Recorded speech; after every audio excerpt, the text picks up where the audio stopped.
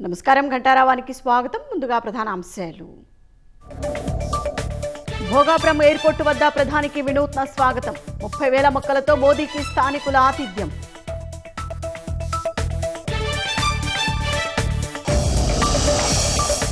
తెలంగాణలోని పలు జిల్లాల్లో భారీ వర్షాలు, లోతట్టు ప్రాంతాలు జలమయం, స్తంభించిన జనజీవనం.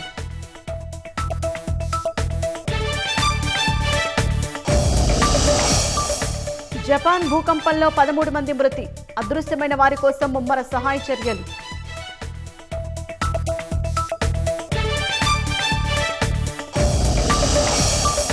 పీఓకేలో నిరసనకారుల అణిచివేతే సరైందన్న పాక్ మంత్రి, ప్రభుత్వ వ్యతిరేకులు భారతీయులు ఒక్కటేనంటూ తీవ్ర వ్యాఖ్యలు.